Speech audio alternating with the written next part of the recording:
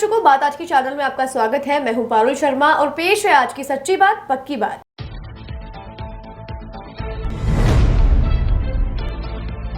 विधानसभा अध्यक्ष देवनानी ने कचहरी रोड का किया निरीक्षण, अधिकारियों को दिए स्पष्ट आदेश।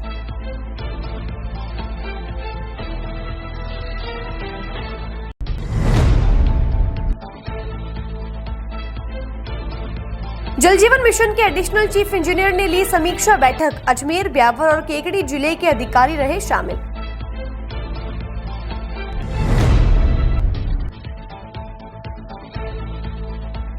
समाजसेवी ज्ञानचंद सारस्वत ने आला सागर की जलकुंभी को लेकर दिया ज्ञापन, विशेष योजना बनाने का किया आग्रह।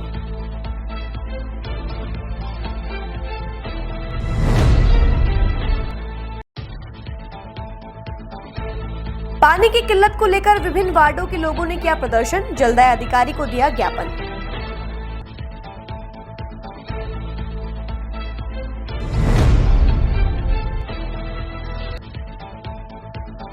शादी का झांसा देकर करता रहा दुष्कर्म, पीड़िता ने दर्ज कराई रिपोर्ट।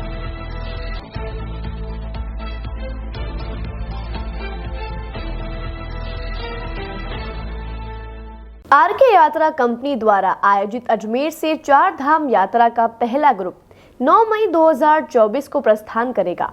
वे दूसरा ग्रुप 30 मई 2024 को प्रस्थान करेगा। केदारनाथ के दर्शन के लिए हेलीकॉप्टर की व्यवस्था, होटल में रूम की व्यवस्था, शुद्ध शाकाहारी भोजन व यात्रा के लिए एसी बस की व्यवस्था के लिए आरके यात्रा कंपनी पैकेज उपलब्ध करा रही है। अधिक जानकारी के लिए संपर्क करें आरके यात्रा कंपनी, सोने जी की नसिया, आगरा गेट, अजमेर। यार, बच्चे के लिए ऐसा स्कूल तलाश रहा हूँ जहाँ बच्चा स्टडी करे और साथ में उसे सभी स्पोर्ट्स फैसिलिटीज भी मिले। अपने बच्चे के लिए सतगुरु इंटरनेशनल स्कूल चुनो। स्टडी के साथ साथ यहाँ इवनिंग में नेशनल लेवल के कोचेज द्वारा swimming, badminton, lawn tennis, table tennis, basketball जैसे स्पोर्ट्स की ट्रेनिंग दी जाती है। अरे वाह! सतगुरु इंटरनेशनल स्कूल, पृथ्वीराज नगर, ऑपोजिट ए ब्लॉक, पंचशील, अजमेर।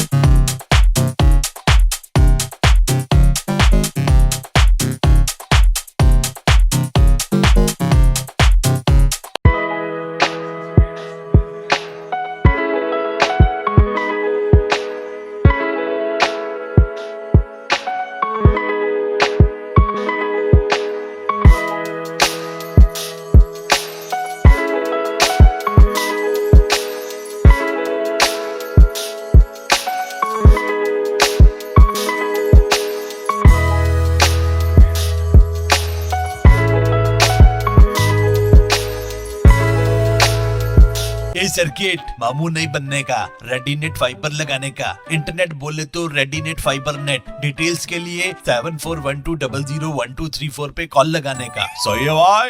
इंटरनेट बोले तो रेडीनेट फाइबर। अब शुरू करते हैं बातों का बेहतरीन सफर। राजस्थान विधानसभा अध्यक्ष और अजमेर उत्तर से विधायक वासुदेव देवनानी ने आज कचहरी रोड के व्यापारियों की शिकायत पर क्षेत्र का निरीक्षण किया। देवनानी ने जानकारी देकर बताया कि एलिवेटेड रोड के साथ नाला बनाने का भी प्रावधान था, लेकिन नाला निर्माण कार्य शुरू नहीं किया गया। इसके पश्चात प्रशासन के निर्देश देने के बाद काम शुरू किया गया और उसके बाद भी 2.5 महीनों में केवल 125 मीटर का ही कार्य पूरा किया गया। आज देवनानी ने आमजन की परेशानियों को देखते हुए तुरंत प्रभाव से कार्य करने के निर्देश दिए। कचहरी रोड के व्यापारियों ने मुझे बताया कि काफ़ी दिन से वो परेशान हैं। यहाँ पर नाला जिस समय एलिवेटेड रोड बन रही थी उसके साथ साथ तो प्रोविज़न है कि नाला भी बने, लेकिन एलिवेटेड रोड बन भी गई, ट्रैफिक भी चालू हो गया, लेकिन इनके कानों पे जूं तक नहीं रहेंगी।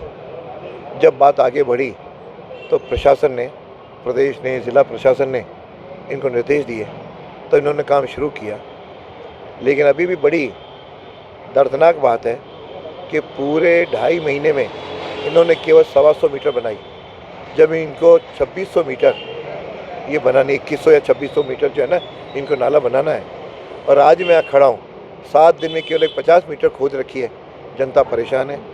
मैंने इनको निर्देश दिए हैं कि इस काम को तत्काल करें। ये बताते हैं कहीं केबल वगैरह है, नहीं, केबल केवल एक लिमिटेड पॉइंट्स पे ही बीच में आ रही है, उसको छोड़ के बाकी बना सकते हैं। और केबल में भी मैं एवीएनएल को भी कहा है, लेकिन सारे मेरे को सोचते हैं, RS सोचते हैं, मैं इनके उच्च अधिकारियों को भी वहाँ जयपुर निर्देश दूंगा। और ये ठेकेदारी सुस्त कर रहा है तो हम इनको ब्लैक लिस्टेड कराने का मैं निश्चित रूप से निर्देश जारी करूँगा।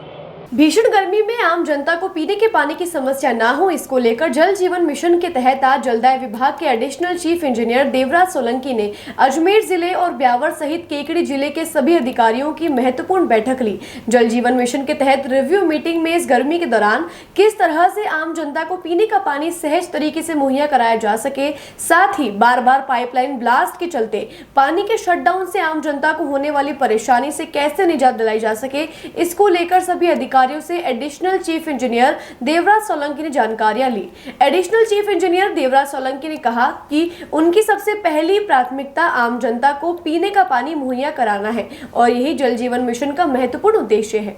ये जल जीवन मिशन के जो अपने काम चल रहे हैं अजमेर, केकड़ी और ब्यावर जिले में, उनका आज हम रिव्यू कर रहे हैं। पूरा जो हमारी OTMP की स्कीम से उनका रिव्यू कर रहे हैं। साथ में ही गर्मियों के लिए हमारी क्या व्यवस्थाएं हैं, क्या तैयारियां हैं, उसकी भी हम रिव्यू कर रहे हैं। कंटिजेंसी के जो काम हमारे सैंक्शन हुए थे उनकी क्या प्रोग्रेस है उसको भी आज हम रिव्यू कर रहे हैं। अभी बीच में जो हमारी लाइन बर्स्ट हो गई थी, मेन अजमेर की जो सप्लाई लाइन है, उससे ब्यावर, किशनगढ़ और अजमेर शहर भी प्रभावित हुए थे। कुछ सप्लाई के इंटरवल की शिकायत यहाँ रही है, जो आज के बाद से शायद नॉर्मल हो जाएगी। अभी तो कोई ऐसी नई योजना नहीं है, जो योजनाएं चल रही हैं उन्हीं का रिव्यू कर रहे हैं ताकि वो टाइम से कंप्लीट हो जाएगी। इसमें अजमेर, ब्यावर और केकड़ी जिलों के SC, एक्शियंस और एशियंस आए गए हैं। समाजसेवी ज्ञानचंद सारस्वत ने आनासागर में फैल रही जलकुंभी को लेकर आज जिलाधीश महोदय से मुलाकात की। उन्होंने जानकारी देकर बताया कि कल भी उन्होंने मुख्यमंत्री व प्रधानमंत्री के नाम पत्र लिखकर आनासागर में फैल रही जलकुंभी से उनको अवगत कराया और इसको हटाने हेतु एक विशेष योजना बनाने की मांग रखी। साथ ही उन्होंने जलकुंभी को लेकर नगर निगम आयुक्त से भी मुलाकात करने की बात कही। आनासागर की जलकुंभी के संदर्भ में कल मैंने माननीय प्रधानमंत्री जी और मुख्यमंत्री जी को पत्र लिखा है और निवेदन किया है कि नगर निगम अपना काम बखूबी से कर रही है, लेकिन अजमेर की तकनीक और संसाधन ऐसा लगता है कि पर्याप्त नगर निगम के वश में नहीं आ रहे हैं। तो एक विशेष कार्य योजना इसके बारे में राज्य सरकार या केंद्र सरकार बनाए और इसका साफ करें। आज जिलाधीश महोदय से मैंने पत्र दिया है और उनसे निवेदन किया है कि आनासागर का थोड़ा पानी कम, जलस्तर कम किया जाए, जिससे जो पुरानी विश्राम स्थली है, आज हम इसको जलकुंभी को निगम और प्रशासन आवासीय कॉलोनियों के बीच में डाल रहा है और यह सड़क के किनारे डाल रहा है, जिससे दुर्घटनाएं और दुर्गंध से परेशान है।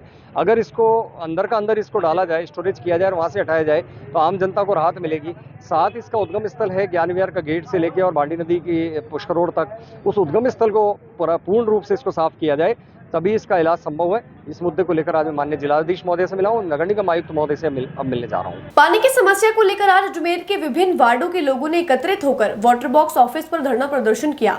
लोगों की शिकायत रही कि उनके क्षेत्र में पानी की सप्लाई कई दिनों तक नहीं होती और न ही पानी की सप्लाई का कोई समय निर्धारित किया हुआ है, जिसके चलते क्षेत्रवासियों को इस भीषण गर्मी में काफी परेशानियों का सामना करना पड़ रहा है। साथ ही उन्होंने हैंडपंप लगवाने की भी मांग की और पाइपलाइन को भी बदलने का अनुरोध किया। लोगों के प्रदर्शन के बाद उन्हें उनकी मांग पूरी करने का आश्वासन दिया गया। हम सभी क्षेत्रवासियों के साथ में अलग अलग वार्ड के सभी लोग इकट्ठे होकर जल की समस्याओं के लिए यहाँ पर आए हैं। गर्मी अपना दस्तक दे चुकी है, बिसलपुर में बहुत पानी है, फिर भी हम 72 घंटे 90 घंटे में पानी पा रहे हैं। और दूसरी बात, टैंकर से पानी मंगाना पड़ रहा है। नल की जो टूटियां हैं वो सूखी पड़ी हैं। उसके लिए अब सभी क्षेत्रवासियों ने, अलग वार्ड से आए हुए सभी लोगों ने प्रदर्शन किया है। मेरा इतना सा कहना था सर से अभी कि आप खुद आकर एक दिन प्रेशर चेक करें। सप्लाई के टाइम में इन्होंने आश्वस्त किया है कि हम प्रेशर गुगराघाटी इंदिरा कॉलोनी का जो प्रेशर है भोपावाड़ा का, इनको चेक करने आएंगे। दूसरी बात, में 20 से 30 साल पुरानी जो पाइपलाइनें डली हुई है उनको चेंज करने के लिए अमृत 2 में पहले भी हमने निवेदन किया था। हमारी लाइन ली हुई है मगर किस कारणवश नहीं डल पाई है। और जो हेडपम्प बहुत सालों पुराने लगे हुए हैं, नए हेडपम्प सेंक्शन होते हैं, लगते कहाँ हैं, वो कहाँ जाते हैं? जहाँ आबादी है उन क्षेत्रों में लगाया जाए तो सही रहेगा। लोगों को गर्मी में कम से कम कपड़े धोने के लिए, कूलर में पानी डालने के लिए, अपनी दैनिक दिनचर्याओं में पानी काम में लेने के लिए हैंडपंप की भी आवश्यकता पड़ती है। और कई पाइपलाइनों के लिए इन्हें आश्वस्त किया है। सप्लाई में समय फिक्स नहीं है और समय अवधि फिक्स नहीं है, कितने समय तक पानी दिया जाएगा। कम से कम अभी 5 दिन में पानी आया है। कई लोगों को 5 दिन के बाद भी जो सप्लाई हुई उसमें नल सूखे रहे। कई लोग इसी दर्द के मारे इस भीषण गर्मी में यहाँ पे आए। हम लोग सब वार्डवासी गुगराघाटी इंदिरा कॉलोनी भोपावाड़ा, यहाँ से हम लोग आए हैं। हमारी पानी की समस्या, पानी का कोई एक तो निश्चित समय नहीं है, पानी का कोई प्रेशर नहीं है, लोगों के यहाँ पे हैंडपम्प वगैरह नहीं है। हैंडपम्प इशू तो हो जाते हैं लेकिन पता नहीं वो हैंडपम्प कहाँ लगाए जाते हैं। मेन रोडों पे लगाए जाते हैं, जहाँ पब्लिक होती है वहाँ हैंडपम्प नहीं लगते हैं और पब्लिक को पानी की बहुत ज़्यादा परेशानी है, समस्या है। क्यों, एक मैं महिला हूँ, महिला की समस्या महिला समझ सकती है। अभी हमने अधिकारी जी से बात करी, एक्चुअली में इनको बड़े अधिकारियों को नीचे वाले मिसगाइड कर देते हैं। उस मिसगाइड की वजह से ये ध्यान नहीं दे पाते हैं। इन्होंने आज हमें आश्वासन दिया। अभी 5 दिन से पानी आया है और वो भी आध घंटे पानी भी नहीं आता है, इसलिए सब परेशान होकर हम लोग यहाँ आए हैं। अजमेर के रामगंज थाना क्षेत्र से दुष्कर्म का मामला सामने आया है, जहां पर लौंगिया निवासी गणेश ने एक युवती को शादी का झांसा देकर उसके साथ लगातार दुष्कर्म करता रहा। पीड़िता ने रामगंज थाने में उपस्थित होकर रिपोर्ट दर्ज करवाई, जिसके तहत धारा 376 में मुकदमा दर्ज किया गया और जांच शुरू कर दी गई है। दिनांक 30/4/2024 को एक हल्का थाना क्षेत्र की महिला है जिसने रिपोर्ट दी है कि उसको शादी का झांसा देकर एक व्यक्ति है गणेश नाम का, उसने उस शादी का झांसा देकर उसके साथ में कई बार दुराचार किया है, जिसके संबंध में पुलिस थाना रामगंज में मुकदमा नंबर 140 धारा 376 में दर्ज किया गया है। अनुसंधान श्रीमान थाना अधिकारी द्वारा किया जा रहा है। गणेश पुत्र झंडू महाराज है, लोंगिया का रहने वाला है ये। ठीक है सर, बाकी अनुसंधान से पूरा खुलासा किया जाएगा। बातों को देते हैं एक छोटा सा विराम, जल्दी मिलते हैं एक नए सफर पर। आरके यात्रा कंपनी द्वारा आयोजित अजमेर से 4 धाम यात्रा का पहला ग्रुप 9 मई 2024 को प्रस्थान करेगा। वे दूसरा ग्रुप 30 मई 2024 को प्रस्थान करेगा। केदारनाथ के दर्शन के लिए हेलीकॉप्टर की व्यवस्था, होटल में रूम की व्यवस्था, शुद्ध शाकाहारी भोजन व यात्रा के लिए एसी बस की व्यवस्था के लिए आरके यात्रा कंपनी पैकेज उपलब्ध करा रही है। अधिक जानकारी के लिए संपर्क करें आरके यात्रा कंपनी, सोने जी की नसिया, आगरा गेट, अजमेर। यार, बच्चे के लिए ऐसा स्कूल तलाश रहा हूँ जहाँ बच्चा स्टडी करे और साथ में उसे सभी स्पोर्ट्स फैसिलिटीज भी मिले। अपने बच्चे के लिए सतगुरु इंटरनेशनल स्कूल चुनो। स्टडी के साथ साथ यहाँ इवनिंग में नेशनल लेवल के कोचेस द्वारा swimming, badminton, lawn tennis, table tennis, basketball जैसे स्पोर्ट्स की ट्रेनिंग दी जाती है। अरे वाह! सतगुरु इंटरनेशनल स्कूल, पृथ्वीराज नगर, ऑपोजिट ए ब्लॉक, पंचशील, अजमेर।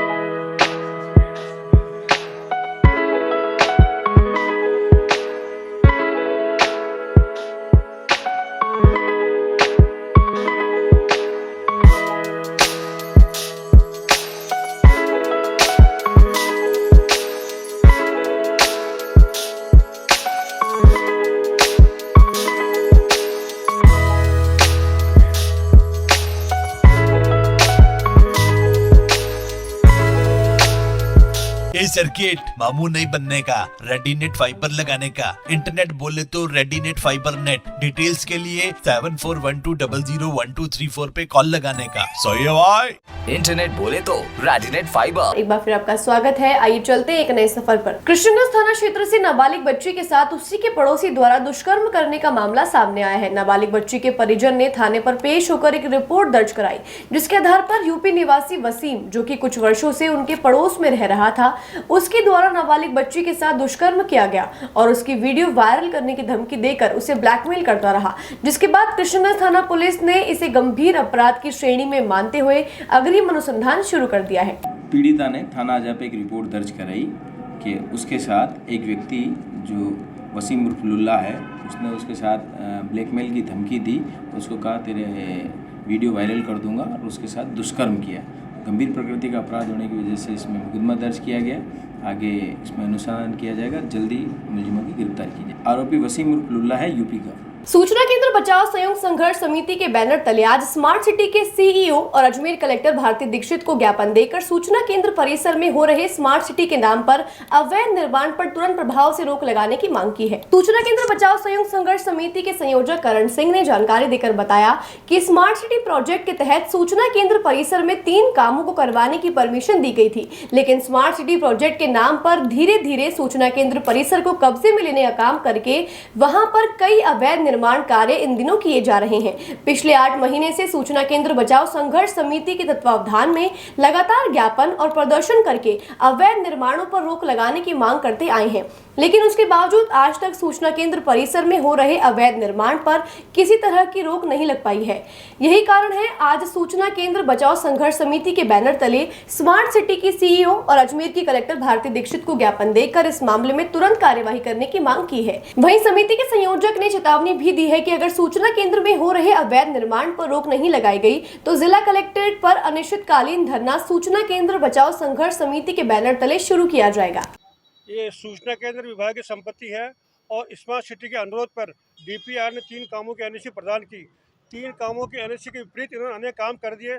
सूचना केंद्र में कब्जा करने का वो ये प्रयास कर रहे हैं कि सूचना केंद्र विभाग की संपत्ति है और उन्होंने वहाँ पर इक्विपेशन सेंटर का निर्माण कर दिया जो अदर डिपार्टमेंट है। इस संबंध में हम पिछले 2 साल से संघर्ष कर रहे हैं। जिला कलेक्टर महोदय ने गत 4 अगस्त 2023 और उसके बाद 21 फरवरी 2024 को आदेश जारी किए जांच के लिए सिटी मजिस्ट्रेट की जिम्मेदारी सौंपी, लेकिन बड़े दुख के साथ करना पड़ा। आज 8 महीने बाद भी कोई जांच नहीं हुई है। हमने जिला कलेक्टर महोदय से आज मिलकर साफ कह दिया है आप तत्काल इसकी जांच कराएं, अन्यथा अगले माह जून माह में हम कलेक्टर में धरना देंगे। ये हमारी मांग है। ज्ञापन हमने कलेक्टर साहब को दिया, हमने कलेक्टर साहब सीईओ है स्मार्ट सिटी की और जिला कलेक्टर भी है, इनको हमने ज्ञापन दिया। बाकी उन्होंने काम जाँच कराओगे तत्काल, ये बात है। बातों को देते हैं एक छोटा सा विराम, जल्दी मिलते हैं एक नए सफर पर। आरके यात्रा कंपनी द्वारा आयोजित अजमेर से 4 धाम यात्रा का पहला ग्रुप 9 मई 2024 को प्रस्थान करेगा। वे दूसरा ग्रुप 30 मई 2024 को प्रस्थान करेगा। केदारनाथ के दर्शन के लिए हेलीकॉप्टर की व्यवस्था, होटल में रूम की व्यवस्था, शुद्ध शाकाहारी भोजन व यात्रा के लिए एसी बस की व्यवस्था के लिए आरके यात्रा कंपनी पैकेज उपलब्ध करा रही है। अधिक जानकारी के लिए संपर्क करें आरके यात्रा कंपनी, सोने जी की नसिया, आगरा गेट, अजमेर। यार बच्चे के लिए ऐसा स्कूल तलाश रहा हूँ जहाँ बच्चा स्टडी करे और साथ में उसे सभी स्पोर्ट्स फैसिलिटीज भी मिले। अपने बच्चे के लिए सतगुरु इंटरनेशनल स्कूल चुनो। स्टडी के साथ साथ यहाँ इवनिंग में नेशनल लेवल के कोचेज द्वारा swimming, badminton, lawn tennis, table tennis, basketball जैसे स्पोर्ट्स की ट्रेनिंग दी जाती है। अरे वाह। सतगुरु इंटरनेशनल स्कूल, पृथ्वीराज नगर, ऑपोजिट ए ब्लॉक, पंचशील, अजमेर।